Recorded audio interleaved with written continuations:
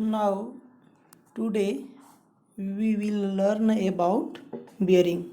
This is the last chapter of the subject Fluid Theory of Machines.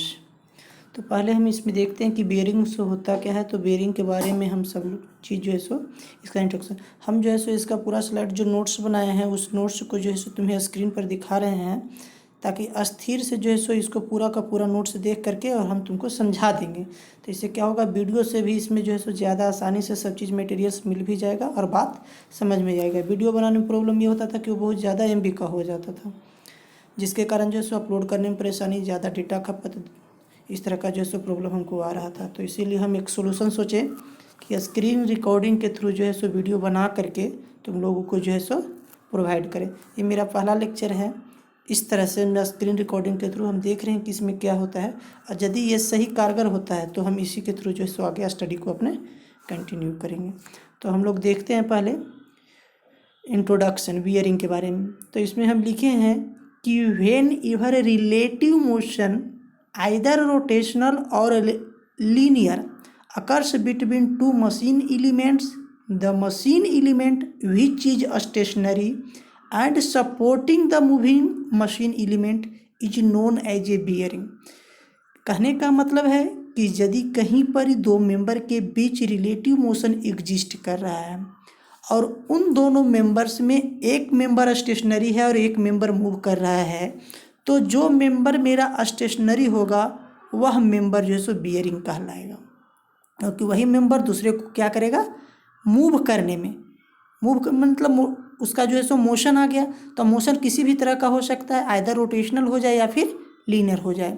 तो जो stationery member होगा उसी को हम लोग बियरिंग कहते हैं।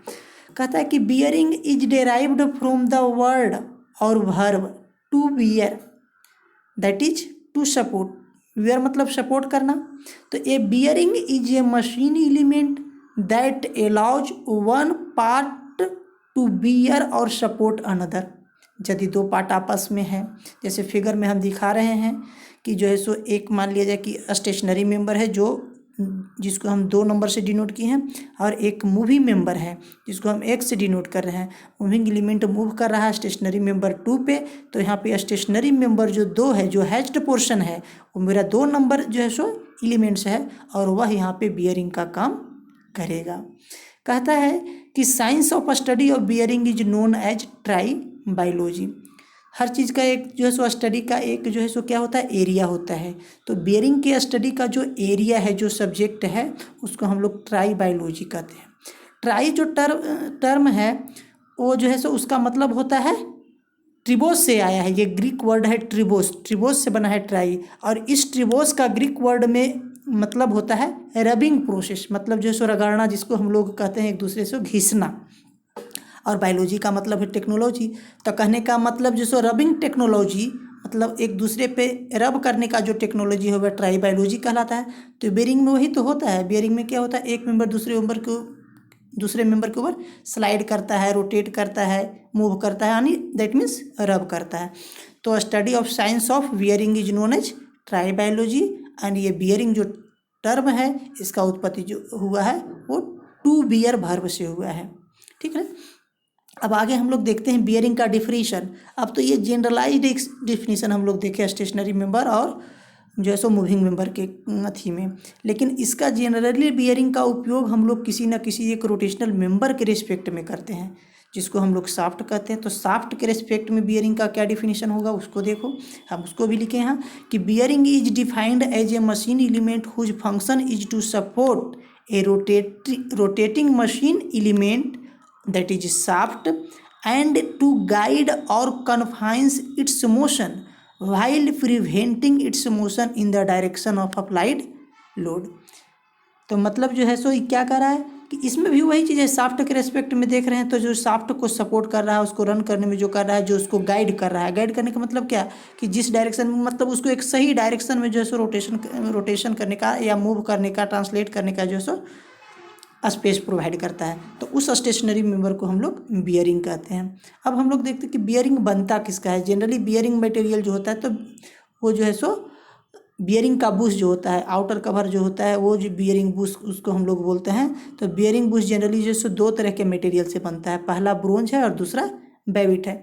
बेविट क्या होता है, एकदम सिल्वर जैसा, चांदी जैसे हम लोग कहते हैं ना, एकदम वाइट होता है, इसीलिए जो है सो उसको जो है सो वाइट मेटल भी कहते हैं हम लोग। सिल्वरी अपीयरेंस उसका होता है, सिल्वर के जैसा उसका लुक होता है, सिल्वर के जैसा वो चमकता है, देखते हैं। ठीक है, आगे है फंक्शन ऑफ बियरिंग।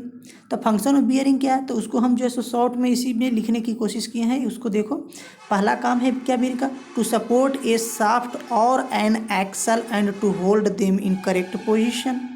दूसरा क्या है, to ensure a smooth and free rotation of shaft with minimum friction and wear.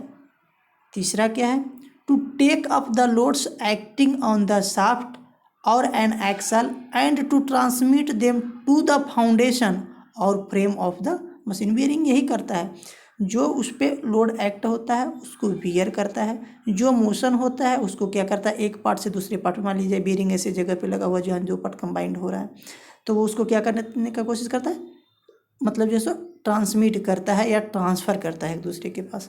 अब हम लोग देखते हैं बियरिंग टाइप। एक्चुअल में ये जो बियरिंग का हम इतना सारा टाइप्स लिखे हैं, ये पॉलिटेक्निक के सिलेबस के अकॉर्डिंग नहीं है। ये जो है सो ओवरऑल बियरिंग का टाइप्स है, इसमें भी जो है सो कुछ हम क्या कर दिए हैं, लैप्स कर दिए हैं, मतलब छोड़ दिए हैं। बियरिंग का टाइप्स मतलब देखते तो पूरा डिस्क्रिप्शन है, लेकिन हमको इस बियरिंग के टाइप में मतलब थोड़ा सा एक ओवरव्यू देख लेते कि क्या होता है। तो दो तरह का बियरिंग हो जनरली, स्लाइडिंग कॉन्टैक्ट बियरिंग, एक रोलिंग, मतलब एक जो सरकता है जिसको हम लोग स्लाइड कहते हैं, सरकने वाला जो होता है उस तरह के नेचर का कॉन्टैक्ट होगा, और एक रोलिंग कॉन्टैक्ट होगा। तो स्लाइडिंग कॉन्टैक्ट में क्या होगा, स्लाइड जहाँ पर करेगा वहाँ पर ज़्यादातर मतलब ऐसे ही शब्द सुन के लग रहा है कि वहाँ एक जो है सो एरिया का कॉन्टैक्ट होगा। लेकिन रोलिंग में क्या होगा, रोलिंग में ज़्यादा तो ज़्यादा जो है सो एक पॉइंट कॉन्टैक्ट या लाइन कॉन्टैक्ट बनेगा। तो रोलिंग कॉन्टैक्ट में रोल कौन सा करेगा, रोल करेगा या तो कोई स्फेरिकल पोर्शन होगा वो रोल करेगा, या फिर कोई सिलिंड्रिकल पोर्शन होगा वो रोल करेगा। तो यदि स्फेरिकल पोर्शन रोल करता है मेरा, तब वहाँ पॉइंट कॉन्टैक्ट बनेगा, और यदि जो है सो सिलिंड्रिकल पोर्शन रोल करता है तब वहाँ पर लाइन कॉन्टैक्ट बनेगा। अब ये स्लाइडिंग कॉन्टैक्ट बियरिंग दो तरह का होता है, स्लीव बियरिंग होता है, स्लीपर बियरिंग होता है।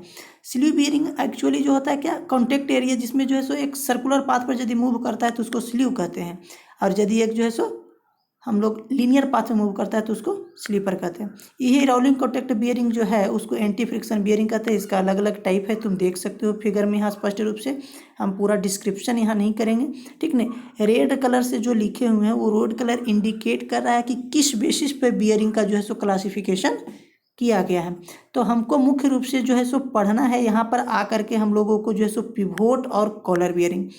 एकदम लेफ्ट साइड से यदि हम चलते आते हैं कि sliding contact bearing, sleeve bearing जो है यदि डायरेक्शन ऑफ लोड के अकॉर्डिंग यदि उसका जो है सो फिर क्लासिफिकेशन किया जाता है, तब उसमें एक थ्रस्ट बियरिंग आता है। और थ्रस्ट बियरिंग जो है सो पुनः जो है सो पोजीशन ऑफ बियरिंग के, मतलब जो बियरिंग पोजीशन ऑफ बियरिंग का मतलब हुआ कि बियरिंग कहाँ पर हम उसको फिट कर रहे हैं, ठीक ना।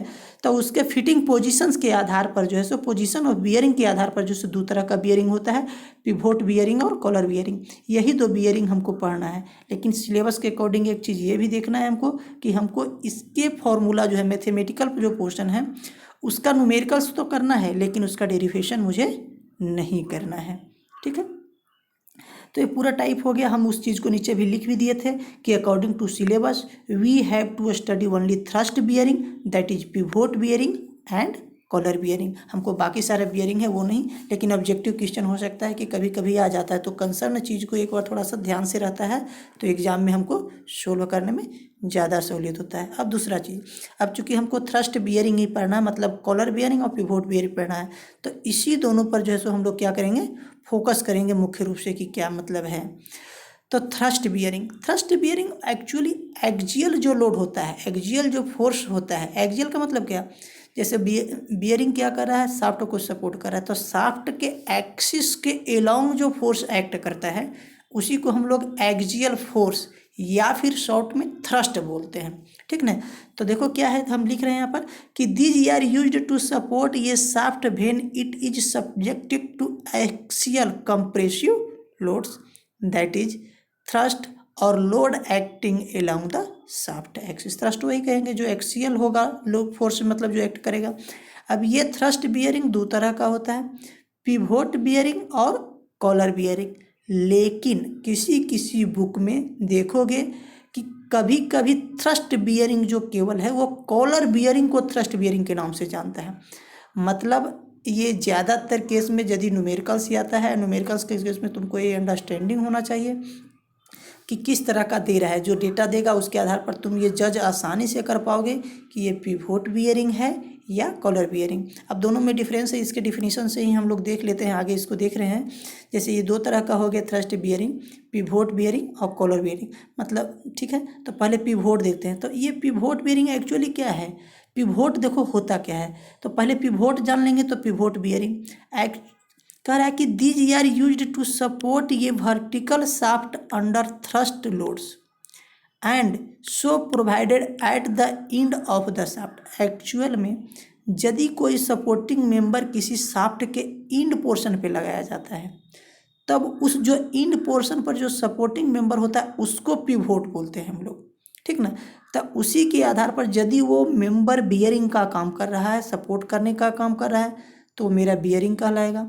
तो उस तरह के बियरिंग को जिसके जो है सो शाफ्ट के एंड पोजीशन पर लगा हुआ है और उसके रोटेशन को, उसके मूवमेंट को क्या कर रहा है, अलाउ कर रहा है और उसको सपोर्ट कर रहा है, तब उसको हम लोग पिवोट बियरिंग कहते हैं। अब देखो यदि एंड पोजीशन में लगाते हैं, ये इसका बेस फंडामेंटल चीज़ है कि जो है सो शाफ्ट के एंड पोजीशन पे लगाते हैं। अब ये क्या होता है कि यदि एंड पोजीशन पे लगाते हैं तो जनरली प्रैक्टिकली मतलब हम लोग ऐसा देखा गया है, ऐसा पाया जाता है कि वर्टिकल शाफ्ट के अंत में जो है सो हम लोग बियरिंग लगाते हैं, ठीक ना। तो एक क्लू और मिलता है कि पिवोट बियरिंग जनरली जो होता है क्या होता है, वर्टिकल लोड को सस्टेन करने के लिए, वर्टिकल लोड को सपोर्ट करने के लिए यूज करते हैं, ठीक ना। लेकिन इसके जस्ट थोड़ा सा विपरीत हो गया कॉलर बियरिंग। कॉलर किसको कहते हैं, तो कॉलर होता है कि यदि किसी शाफ्ट के किसी भी उसके लेंथ के अकॉर्डिंग, लेंथ के इन बिटवीन द लेंथ कहीं भी यदि कोई एक सपोर्टिंग मेंबर, एक स्टेशनरी सपोर्टिंग मेंबर हम लगाते हैं जो उसके मोशन को अलाउ भी करता है और उसके वेट को सपोर्ट भी करता है, तब वैसे पोर्शन को हम लोग कॉलर कहते हैं। और इस तरह का यदि अरेंजमेंट हो गया तो उसको हम लोग कॉलर बियरिंग कहते हैं, ठीक है।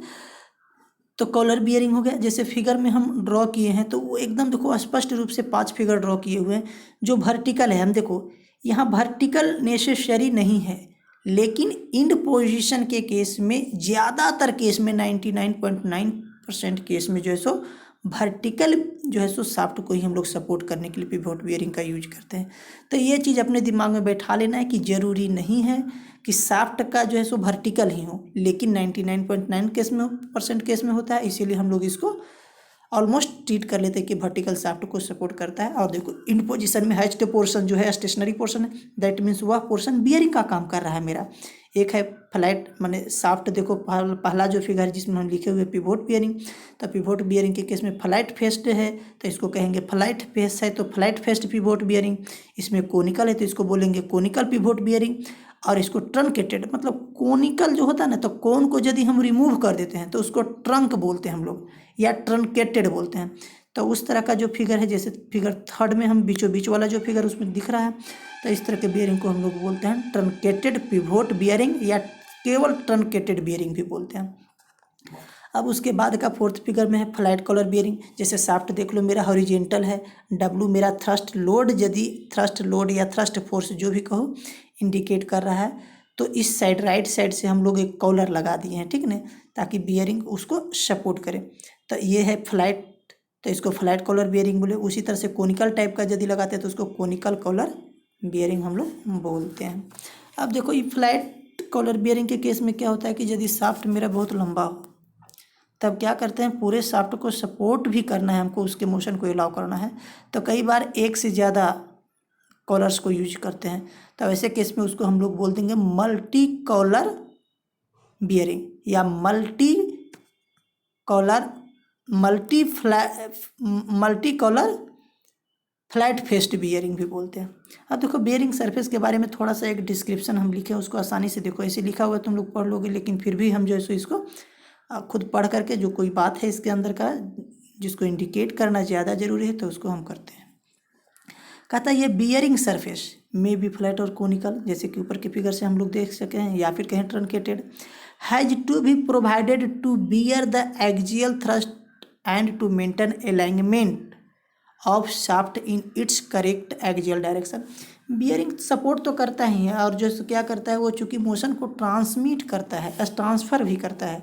तो यदि वो क्या करता है, दो शाफ्ट आता है तो बियरिंग ऐसे जगह पे ही लगाया जाता है जबकि क्या हो, शाफ्ट कोएक्सियल हो। शाफ्ट यदि कोएक्सियल नहीं हो, उसमें मिस अलाइनमेंट होता है, तब बियरिंग क्या होता है, फेल कर जाता है, मतलब वो फेलियर की सिचुएशन में हो जाता है, सही से अपना वर्क परफॉर्म नहीं कर पाता है। कहता है the bearing surface provided at the end of the shaft is known as pivot and the bearing surface provided anywhere along with the length of the shaft except end of shaft is known as collar। यदि supporting member मेरा and पर हो तो उसको collar, और यदि and को छोड़ करके बाकी जो है सो कहीं अलॉन्ग विथ द शाफ्ट, तो शाफ्ट के लेंथ में कहीं भी लगा हुआ हो, फिट किया हुआ हो, तब उसको कॉलर बोलते हैं।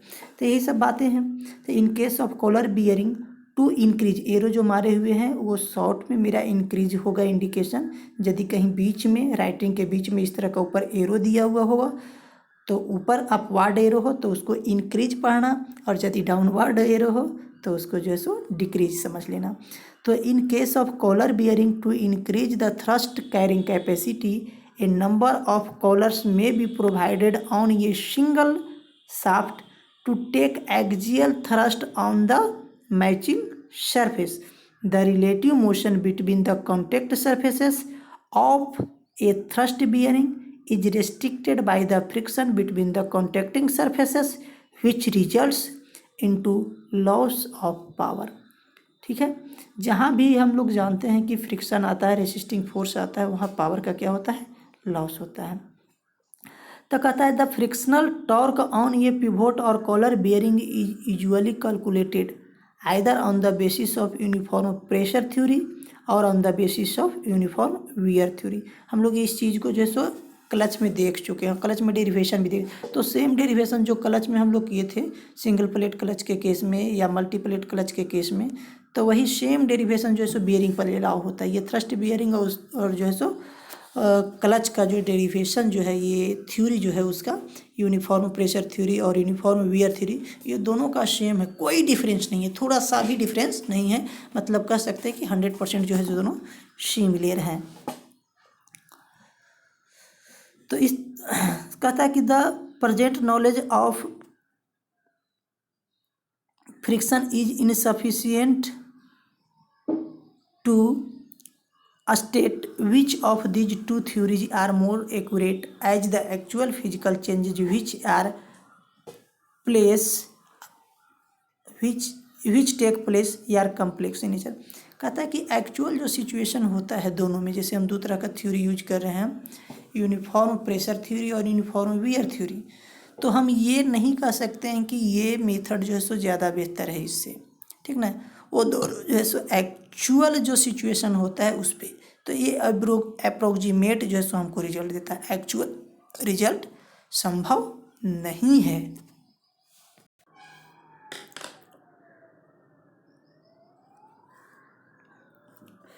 आगे देखो क्या है कि इन ये न्यू बियरिंग, अब क्या होता है कि ये जो दो थ्योरी हम लोग यूज किए, यूनिफॉर्म प्रेशर थ्योरी यानी UPT शॉर्ट में, यूनिफॉर्म बियरिंग थ्योरी यानी UW2, इस दोनों को देखो कि क्या होता है, दोनों में थोड़ा सा डिफरेंट हो जाता है यूज करने में थ्योरी में। हम लोग क्लच के केस में यदि देख रहे थे कि क्लच के बारे में कुछ भी मेंशन नहीं किया हुआ हो तो यूनिफॉर्म वियर थ्योरी को यूज करते हैं, लेकिन यही जो है सो बियरिंग के केस में हम लोग प्रीफर करेंगे यूनिफॉर्म प्रेशर थ्योरी को। दोनों में थोड़ा सा कंसेप्ट जो है सो यूज में, थ्योरी के यूज में दोनों में जो है सो क्या है, रिवर्स। इस बात में सेट कर लेंगे कि क्लच में यदि हम यूनिफॉर्म वियर थ्योरी यूज करते हैं तो हम लोग बियरिंग के केस में यूनिफॉर्म प्रेशर थ्योरी को प्रीफर करेंगे। कहता है कि इन ये new bearing the intensity of pressure can be assumed uniform at various radii because of exact tolerance to which bearing is manufactured. चूँकि बियरिंग जब मैन्युफैक्चर किया जाता है, बनाया जाता है, तो हम लोग उसमें टोलरेंस का काफ़ी ख्याल करते हैं कि काफ़ी जो है सो हद तक जो है सो स्मूथ बियरिंग मेरा बन सके। तो स्मूथ बियरिंग बने मतलब उसका सरफेस जो है सो फ्लैट हो, चाहे वो जिस भी नेचर का बनाया गया हो, कोनिकल नेचर का बनाया गया हो या फिर फ्लैट फेस्ड बनाया गया हो, लेकिन जो भी है तो सरफेस स्मूथ होगा। तो इस केस में हम लोग एज्यूम करते हैं कि उसमें जो प्रेशर एक्ट करता है वो सारे सरफेस पे क्या होगा, यूनिफॉर्म होगा। However after the shaft has run in the bearing for sufficient time the intensity of pressure is no more uniformly distributed as the points of different radii move at different rubbing velocity। कह रहा है कि क्या होता है कि जब run करता है प्रैक्टिकली, जब बियरिंग में हम फिट कर देते हैं किसी शाफ्ट के अंदर, ठीक है, किसी शाफ्ट पे फिट कर देते हैं, यानी बियरिंग के अंदर यदि कोई शाफ्ट फिट हो जाता है और वो कुछ समय तक जो है सो अपना फंक्शन कर चुका होता है, तो फंक्शन करने के दौरान क्या होता है कि उसमें चूँकि मोशन होता है तो रबिंग आता है। अब रबिंग आने के बाद ऐसा सिचुएशन नहीं रह जाता है कि all over the surface bearing surface pressure uniform हो, रब करता है, घिस जाता है बियरिंग के कारण, ठीक ना। तब इस केस में क्या होता है कि अलग अलग पॉइंट पर जो है सो रबिंग वेलोसिटी अलग अलग हो जाता है, डिफरेंट हो जाता है। तो डिफरेंट होने के कारण क्या हो सकता है, यूनिफॉर्म प्रेशर हम नहीं कह सकते हैं कि जो है सो क्या है वो सेम है। तो the rate of wear will greater at the those points where the velocity of rubbing is greater. तो वैसे पॉइंट्स पर जहाँ पर वेलोसिटी ऑफ रबिंग बहुत ज़्यादा होता है, ठीक है ना, वहाँ पर जो है सो रेट ऑफ वियर क्या होगा, ज़्यादा होगा स्वाभाविक। तो इस केस में हम लोग जो है सो वियरिंग थ्योरी का यूज करेंगे, uniform wear. To overcome these difficulty the design of pivot and color bearing are based on one of the following assumptions, though neither of them represents actual situation। ये बात हम पहले ही भी बोल चुके हैं कि दोनों थ्योरी में से कोई भी थ्योरी एक्चुअल सिचुएशन को रिप्रेजेंट नहीं करता है, यह केवल जो है अप्रोक्सीमेट रिजल्ट देता है। चूँकि प्रैक्टिकली ये संभव नहीं है, इसीलिए हमको जो प्रैक्टिकली जो देखते हैं, प्रैक्टिकल जो कंक्लूजन आता है उसके आधार पर इस दोनों को जो है सो हम लेते हैं। प्रॉब्लम में हमको कई बार ऐसा होता है कि वो मेंशन करके दे देता है कि यूनिफॉर्म प्रेशर थ्योरी के अनुसार जो है सो हमको रिजल्ट बताएं, कभी यूनिफॉर्म वियर थ्योरी के, और यदि नहीं मेंशन करता है तो हम वियरिंग के केस में यूनिफॉर्म प्रेशर थ्योरी और क्लचेज के केस में यूनिफॉर्म वियर थ्योरी को प्रीफर करेंगे, ठीक है। वही बात आगे लिखे हुए हैं। अब देखो हम लोग को जो पढ़ना था, तो हम लोग देख रहे थे कि दो ही तरह के बियरिंग पढ़ना है हमको। पढ़ना क्या है, पिवोट बियरिंग और कॉलर बियरिंग। तो पिवोट बियरिंग में क्या है कि जो नेचर ऑफ पिवोट है, सरफेस ऑफ पिवोट है, तो सरफेस के पिवोट के आधार पर जो है सो तीन तरह का था, फ्लैट फेस्ड पिवोट बियरिंग, ठीक है, कोनिकल पिवोट बियरिंग और ट्रंकेटेड पिवोट बियरिंग। तो हमारे सिलेबस में दो चीज़ हम लोग पढ़ लेंगे इसमें, फ्लैट फेस्ड पिवोट बियरिंग और कोनिकल पिवोट बियरिंग। तो यहाँ पर देख रहे हैं, तो ये जो फ्लैट फेस्ड पिवोट बियरिंग है, तो इस नाम से तो कम, ज़्यादा चर्चित इसका नाम हम लोग बहुत जगह सुनते हैं, फुट स्टेप बियरिंग, ठीक ना। तो एक्चुअली फ्लैट फेस्ड बियरिंग कुछ भी नहीं है, ये वही फुट स्टेप बियरिंग है, जैसा कि हम फिगर में दिखा चुके हैं, ठीक है। एक शाफ्ट है जिस पर एक्सियल लोड ऊपर से मतलब जो है सो वर्टिकल डायरेक्शन में एक्ट कर रहा है, ठीक है। डब्ल्यू शाफ्ट पे एक्ट कर रहा है, उस शाफ्ट का जो है सो रेडियस क्या है, कैपिटल आर है, और नीचे एक स्टेशनरी मेंबर लगा हुआ है फ्लैट, जिसका फेस जो है सो क्या है, फ्लैट है। तो इसीलिए इसको जो है बोलेंगे हम लोग flat faced pivot bearing. Pivot क्यों, क्योंकि अंत में है, शाफ्ट के इंड पोजिशन में लगा हुआ, ठीक है, और इसको हम लोग पिवोट बियरिंग। तो डब्ल्यू पी टी और टी म्यू आर देख रहे हो कि हम इंडिकेट कर दिए कि डब्ल्यू क्या है, axial load transmitted to the bearing surface है, पी इंटेंसिटी ऑफ प्रेशर है, न्यूटन पर मीटर स्क्वायर मतलब पास्कल में है, टी क्या है, टोटल फ्रिक्शनल टॉर्क है, ठीक है, म्यू कोफिशिएंट ऑफ फ्रिक्शन है between the two surfaces, and R radius of pivot और बियरिंग जो भी कहो, ठीक है। तो यूनिफॉर्म प्रेशर थ्योरी के अनुसार क्या होगा, हम पहले ही बता चुके हैं कि अपना जो सिलेबस है उसके अनुसार हमको इसमें डेरिवेशन नहीं देखना है, ठीक ना। इसका जो क्यों नहीं देखना है डेरिवेशन, चूँकि ये और क्लच जस्ट अभी अभी पढ़े हैं, तो दोनों एक ही चैप्टर में पढ़ना है, दोनों के डेरिवेशन में कोई डिफरेंस नहीं है, 100% मतलब डिट्टो सेम है। तो इसीलिए दो जगह एक ही डेरिवेशन को करने का कोई मतलब नहीं है। यदि अगर जो आता भी है तो करके देखो, वही डेरिवेशन यहाँ उतार लो, हो गया।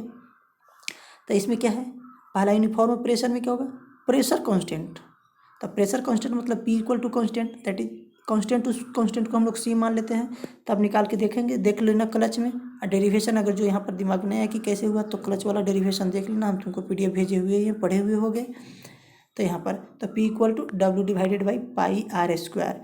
चूँकि देखो यहाँ एरिया, प्रेशर इक्वल टू क्या होता है, प्रेशर इक्वल टू हमेशा हम लोग जो जनरल फॉर्मूला होता है वो फोर्स बटा एरिया होता है। तो फोर्स क्या मतलब लोड, तो यहाँ लोड क्या हो रहा है, लोड वही थ्रस्ट लोड है, एक्सियल फोर्स है जो W हम डिनोट किए। तो फोर्स का काम किया मेरा W मतलब एक्सियल लोड। और एरिया तो जानते हैं प्रेशर जो है सो क्या होता है कि प्रेशर हमेशा सरफेस के नॉर्मल होता है। तो सरफेस के नॉर्मल होता है तो एरिया कौन सा लेंगे, फ्लाइट एरिया लेंगे। तो सर्कुलर है चूँकि ये मेरा बियरिंग, तो सर्कुलर क्रॉस सेक्शन लेंगे उसका। तो क्रॉस सेक्शन यदि इसका रेडियस कैपिटल R है तो इसके क्रॉस सेक्शन के एरिया क्या हो जाएगा, पाई R स्क्वायर। तो वही हो गया, pressure is equal to W by pi R square. और फिर R इफेक्टिव या R मीन, REFF मीन्स हुआ R इफेक्टिव, और RM मतलब R मीन जो भी हो। तो इसमें R इफेक्टिव कितना होता है 2/3R, जैसा कि क्लच के केस में हम लोग देखे थे। टॉर्क इक्वल टू क्या होता है mu W into R effective या R मीन। तो R इफेक्टिव यहाँ क्या है 2/3 into R। Power loss, power जहाँ भी होता है, चूँकि यहाँ फ्रिक्शन के कारण पावर लॉस हो रहा है तो इसको फ्रिक्शनल लॉस बोलते हैं या पावर लॉस बोलते हैं। तब पावर लॉस इक्वल टू क्या होता है टॉर्क गुने ओमेगा एंगुलर वेलोसिटी। तो ओमेगा इक्वल टू 2π/NT, इसीलिए पावर इक्वल टू हो जाएगा 2π/NT डिवाइडेड बाई 60। अब यूनिट देख लेंगे हम लोग कि किस में होगा, वाट में होगा, किलोवाट में है, किस चीज़ में डिसाइड होगा वो निकाल लेंगे। अब आगे देखो इसी को हम लोग अगर जो देखते हैं यूनिफॉर्म वियर थ्योरी के अकॉर्डिंग, तो इसमें क्या होता है वियरिंग, यूनिफॉर्म वियर थ्योरी में वियर मेरा कांस्टेंट होगा। जैसे यूनिफॉर्म प्रेशर मतलब प्रेशर यूनिफॉर्म मतलब कांस्टेंट यूनिफॉर्म वियर में। तो इसमें P जो है सो R के जो है सो क्या होता है इन्वर्स प्रोपोर्शनल होता है, P R के इन्वर्स प्रोपोर्शनल होता है वियरिंग में। तो P R क्या हो गया कांस्टेंट, अगर जो लिखो लोगे तो हम लोग देख लेंगे। यहाँ R इफेक्टिव क्या हो जाएगा हाफ ऑफ R, ठीक है। और T equal to mu W into R effective की जगह पर यहाँ हो जाएगा R/2 पावर लॉस, वही हो जाएगा T into omega 2π/NT divided by 60। अब देखो ये जो दो थ्योरी हम लोग देखे UPT और UWT, ठीक है ना। तो UPT के केस में यदि बियरिंग के केस में हम लोग देखते हैं तो जो है सो R इफेक्टिव, पावर लॉस और जो है सो फ्रिक्शनल लॉस, यदि बाकी सारा जो है सो क्राइटेरिया सेम रहता है, सेम क्राइटेरिया लेते हैं, मतलब एक ही बियरिंग चूँकि उसका जो है सो कंस्ट्रक्शन सेम हो, सेम इन्वायरमेंट में हो, सारा चीज़ यदि उसका डेटा सेम हो और अप्लाई हम करते हैं यूनिफॉर्म प्रेशर थ्योरी और यूनिफॉर्म वियर थ्योरी। तो यूनिफॉर्म प्रेशर थ्योरी के केस में जो है सो R इफेक्टिव, पावर लॉस और TF जो है सो क्या होता है कांस्टेंट होता है rather than uniform wear theory. अब ये देखो ठीक है, तो इस पॉइंट को भी याद रखना है। इसीलिए हम लोग जो है सो डिजाइन जब करते हैं तो यूनिफॉर्म प्रेशर थ्योरी के अकॉर्डिंग करते हैं। क्यों, क्योंकि फेल्योर का चांस जहाँ पर ज़्यादा हो, यदि उसी को हम लोग सेफ कर लेंगे तो फिर मेरा पूरा जो है सो क्या हो जाएगा एलिमेंट मतलब मशीन या मशीन मेंबर सेफ हो जाएगा। इसीलिए ज़्यादा फेल का चांस जहाँ रहता है हम डिजाइन हमेशा उसके अकॉर्डिंग ही करते हैं, ताकि उसको डिजाइन क्यों करते हैं, डिजाइन हम लोग सेफ, वो डिजाइन सिंपल बोलते हैं लेकिन एक्चुअली वो डिजाइन का मतलब हुआ सेफ डिजाइन। तो ज़्यादा फेल्योर का जो चांस है प्रोबेबिलिटी जहाँ उसी को सेफ कर लिए तो मेरा ओवरऑल सेफ हो जाएगा, ठीक ना। तो प्रेशर UPT और UWT का जो रेशियो होता है वो 4/3 होता है। ऐसे भी दोनों को भाग देकर देख लो, फार्मूले से यही चीज़ आ जाएगा, ठीक है। अगला है conical pivot bearing. Conical pivot flat face bearing, face नीचे वाला जो फेस था जो सपोर्ट कर रहा था बियरिंग, वो क्या था वहाँ पर फ्लैट था, ठीक ना, रेक्टेंगुलर कह सकते हो। और यहाँ पर क्या है कोनिकल है। तो कोनिकल है तो ये कोन कितना बना रहा है 2α, मतलब अल्फा क्या हुआ सेमी कोन एंगल हो जाएगा, अल्फा पूरा नहीं, 2α हुआ कोन एंगल तो अल्फा सेमी कोन एंगल हो गया। R हो गया radius of shaft, pressure intensity W हो गया, म्यू हो गया, सेम चीज़, ठीक है। तो इस चीज़ में देखो यहाँ पर दो हम मेजर जो है राइट साइड में ट्रायंगल भी बनाए हुए हैं। राइट साइड चूँकि प्रेशर हमेशा एक्ट होता है क्या नॉर्मल टू द सरफेस, ठीक ना।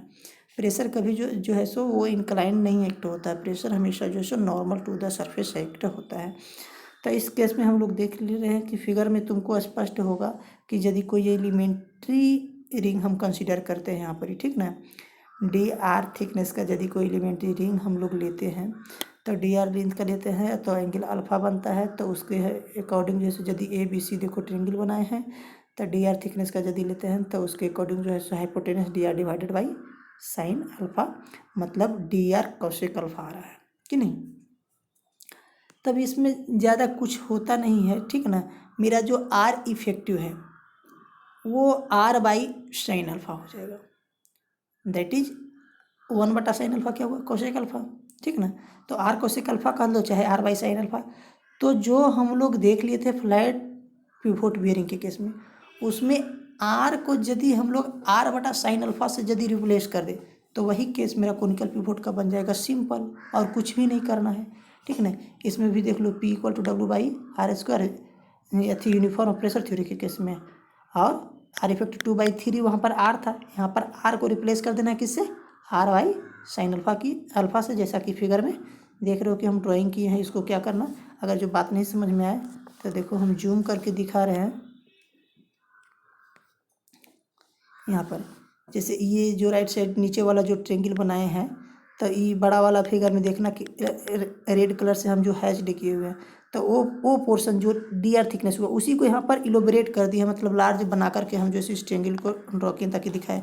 तो हाइपोटेनस जो ए सी मेरा हो जाएगा वो क्या हो जाएगा, D r divided by sine alpha. चूँकि यहाँ पर इस केस में देखो फ्लैट फेस्ड बियरिंग के केस में अगर जो हम ले रहे थे कौन सा सरफेस था, यदि ट्रायंगल ए बी सी की बात करते हैं तो फ्लैट फेस्ड के केस में मेरा जो सो ए बी सरफेस पे जो सो प्रेशर एक्ट करता था, लेकिन यहाँ ए बी केस पे नहीं करेगा, ए सी पर एक्ट करेगा, ठीक ना। तो ए सी तो हमको दिया हुआ नहीं है, दिया हुआ हमको क्या है, डी आर थिकनेस, मतलब ए बी दिया हुआ है। तो ए बी के रिगार्डिंग हम लोग यहाँ पर एंगल सी जो हो गया मतलब एंगल ए सी बी जो है सो अल्फा हो जाएगा, ठीक ना। ड्राइंग से angle A C B alpha हो गया तो अल्फा हो जाएगा तो ए सी हो जाएगा D R by sine alpha, ठीक है। तो उसी तरह से जो है सो इसको हम लोग कर लिए। अब देखो अब हम लोगों को जो इससे जो यही दो चीज़ पढ़ना था, कॉलर बियरिंग पिवोट। तो कॉलर बियरिंग को हम लोग दोनों देख लिए, दो तरह का हो गया, फ्लैट फेस्ड कॉलर बियरिंग और कोनिकल फ्लैट पिवोट बियरिंग और कॉलर पिवोट बियरिंग देख लिए। अब जैसे कॉलर बियरिंग की बात यदि हम करते हैं तो कॉलर बियरिंग में हम लोग भी देखेंगे उसी तरह से उसके सरफेस कॉन्टेक्ट जो होता है उसके आधार पर जैसे उसका भी होता है। एक होता है flat collar bearing, flat collar bearing यदि सिंगल हो तो उसको सिंपल फ्लैट कॉलर बियरिंग भी बोलते हैं हम लोग, या सिंपल फ्लैट कॉलर बियरिंग बोलते हैं, या सिंगल फ्लैट कॉलर बियरिंग बोलते हैं। अब बहुत ज़्यादा हो जाए तो उसको मल्टी कॉलर बियरिंग या मल्टी फ्लैट कॉलर बियरिंग बोलते हैं हम लोग, ठीक ना। तो हम लोग यहाँ सिंपल वाला देखते हैं, मल्टी में कोई मतलब नहीं है उतना, ऐसे सिलेबस में उससे जो है सो कोई प्रॉब्लम भी हम लोगों को नहीं आएगा। हम लोगों को सिंपल वाला देखना है, सिंपल फ्लैट कॉलर बियरिंग देखना है, नहीं सिंपल कॉलर बियरिंग देखते हैं, ठीक है। तो इसमें क्या है कि if the flat bearing surface provided at any position along with the shaft but not at the, जो बात हम आगे बोले थे वही बात को हम यहाँ से फिर लिखे हैं। और यदि एक हो तो उसको बोल देंगे हम सिंगल फ्लैट कॉलर बियरिंग, और यदि मोर देन वन कॉलर लगाया गया हो तो उसको बोल देंगे मल्टी कॉलर बियरिंग, ठीक है। जैसे यहाँ पर हम लोग फिगर में लिए हैं, दिखा रहे हैं यहाँ पर एक सिंगल कॉलर बियरिंग यानी simple collar bearing, single flat collar bearing का फिगर है ये, ठीक है ना। तो पहला फिगर पर है तो देखो एक्सियल डायरेक्शन में लोड डब्ल्यू एक्ट कर रहा है, मेरा शाफ्ट का इंटरनल डाया आर आई है, और जो मेरा कॉलर फिट किए हैं उस कॉलर का डाया आर आउटर से हम मतलब इंडिकेट कर रहे हैं, आर नॉट मतलब आर आउटर हो गया, आर आई मतलब आर इनर हो गया, ठीक ना। मतलब स्मॉलर और आउटर क्या होता है, 1 2 इंडिकेट करने में कभी हमको ये ध्यान में नहीं रह पाता है कि क्या R1 लिए तो कौन था, R1 इनर का था या आउटर का था, किसको था। तो यहाँ पर हम लोग आई और ओ मैंने इनर आउटर करते हैं तो कोई कन्फ्यूजन नहीं रहेगा। अब वही कॉलर बियरिंग है तो उसका एक रिंग एलिमेंट लिए थे जिसके मान लिए थे आर डिस्टेंस पर जो है सो डी आर थिकनेस का कोई एक हम रिंग लिए, और उसके बेसिस पर हम इसका जो है सो क्या करते हैं डेरिवेशन निकाल लेते हैं, ठीक ना। तो आर नोट हो गया मेरा एक्सटर्नल रेडियस ऑफ कॉलर, और आर आई हो गया internal radius of collar, that means shaft. और पी इंटेंसिटी ऑफ प्रेशर है, म्यू कोफिशिएंट ऑफ फ्रिक्शन है, टी टोटल फ्रिक्शनल टॉर्क है, डब्ल्यू एक्जियल लोड है, total axial load transmitted to the bearing surface है कितना होता है। तब इसमें भी वही दो थ्योरी अप्लाई करेंगे हम, uniform pressure theory, uniform wear theory. Same चीज़ इसमें भी देख लो आ गया। यहाँ पर W divided by area, area में देखो यहाँ पर बियरिंग जो हम लोग जैसे ले रहे हैं बियरिंग सरफेस, तो सीधे सोचो शाफ्ट के बाहर एक रिंग लगा हुआ, तो रिंग का कुछ थिकनेस होगा, तो उसका एरिया क्या हो जाएगा, यदि उसका हम लोग देखते हैं क्रॉस सेक्शनल एरिया, तो क्या हो जाएगा, तो चूंकि आर आउटर और आर इनर डिफरेंस हो जाएगा, मतलब तो यही हो जाएगा यहाँ पर एरिया पार इंटू आर नॉट के स्क्वायर माइनस आर आई के स्क्वायर। और ये जो प्रेशर होगा वो पी परमिशिबल मतलब परमिशिबल प्रेशर, जितना इससे सकता है, कितना परमिट है मैक्सिमम, जिसके बाद ये फेल कर जाएगा, ठीक ना। तो पी परमिशिबल से प्रेशर जो हमेशा एक्ट होगा वो कम होना चाहिए, क्योंकि पी परमिशिबल तक तो चल सकता है ये सस्टेन करे, लेकिन पी परमिशिबल से जैसे ज़्यादा हो जाएगा तो क्या हो जाएगा, मेरा सिस्टम फेल कर जाएगा, ठीक ना। तो यहाँ पर हो जाएगा मतलब जिस पे प्रेशर एक्ट करेगा यूनिफॉर्म प्रेशर में, यानी नॉर्मल एरिया हो जाएगा pi into R naught square minus R I square. Uniform pressure theory में 2/3 होता है इंटू आर नॉट का क्यू माइनस आर आई की क्यू डिवाइडेड बाई, वहाँ पर होता था आर की, ठीक है। यही चीज़ हो गया सेम। फिर आगे torque equal to mu W into R effective हो गया, पावर लॉस टी गुने ओमेगा एफ हो गया।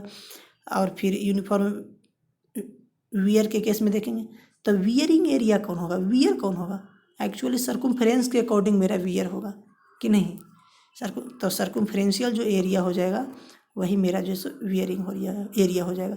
तो 2πr इंटू थिकनेस हो जाएगा, R naught minus R I क्या देगा, thickness, that is D R, कि नहीं, यहाँ जो डी आर है वही थिकनेस है, वही रबिंग एरिया मेरा है।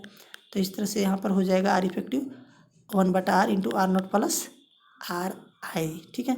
मीन रेडियस हो जाएगा आर इफेक्टिव कि नहीं, इनर और आउटर को जोड़ देंगे, उसको दूसरे भागा दे देंगे तो मीन रेडियस मेरा मिल हो जाएगा। तो वही अब नीचे लिखे if R equal to R I P equal to P maximum, if R equal to R naught P equal to P minimum. देखो ये चीज़ हम जो है सो बियरिंग में अथी भी लिख करके दिए हैं, क्लचेज में भी ये बात आया था। तो बात पता नहीं बात इस समझ पाए हो कि नहीं, कि आर यदि इनर हो तो वहाँ पी मैक्सिमम कैसे, देखो तो एक्चुअली पी इक्वल टू क्या, फोर्स बटा एरिया। तो पी यदि फोर्स मेरा कांस्टेंट हो, यहाँ डब्ल्यू जैसे कांस्टेंट है, तो डब्ल्यू बटा एरिया, तो एरिया यदि घटेगा तो प्रेशर क्या बढ़ेगा, और एरिया यदि बढ़ेगा तो प्रेशर क्या घटेगा। तो आर आई कम लेंगे, इनर रेडियस लेंगे तो मेरा एरिया क्या हो जाएगा कम, तो मेरा एरिया कम हो जाएगा, तो किसी कांस्टेंट चीज़ में कम से भाग देंगे तो क्या हो जाएगा, उसका वैल्यू ज़्यादा आएगा कि नहीं। तो इसीलिए मिनिमम रेडियस पर जो है सो मैक्सिमम प्रेशर देगा और मैक्सिमम रेडियस पे मिनिमम प्रेशर देगा। हम बात आया कि देखो हम लोग तीनों चीज़ें एक साथ अगर जो कंक्लूड करके देख लेते हैं, क्लचेज को, बियरिंग को, बियरिंग में भी पिवोट और कॉलर बियरिंग को, तो इसमें जो थ्रस्ट बियरिंग है जिसको हम लोग पिवोट और कॉलर बियरिंग कहते हैं, तो कहीं कहीं जो सो केवल इसको जो है सो कॉलर बियरिंग को ही केवल थ्रस्ट बियरिंग के नाम से जानता है, ठीक है ना। तो thrust bearing design is similar to clutch design, हम लोग बात ही पहले से करते आ रहे हैं, देख लोगे भी चूँकि क्लचेज पढ़ भी चुके हैं।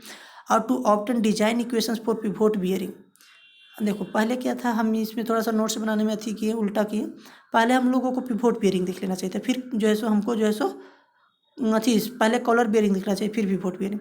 कॉलर बियरिंग का जो इक्वेशंस है, उस इक्वेशन में यदि आर आई जीरो मतलब कोई इंटरनल रेडियस जो है सो नहीं हो, मतलब आर आई को रिमूव कर दो और आर आउटर के जगह पर आर पुट कर दो, तो पिवोट बियरिंग का रिलेशन मेरा सब में आ जाएगा, ठीक ना।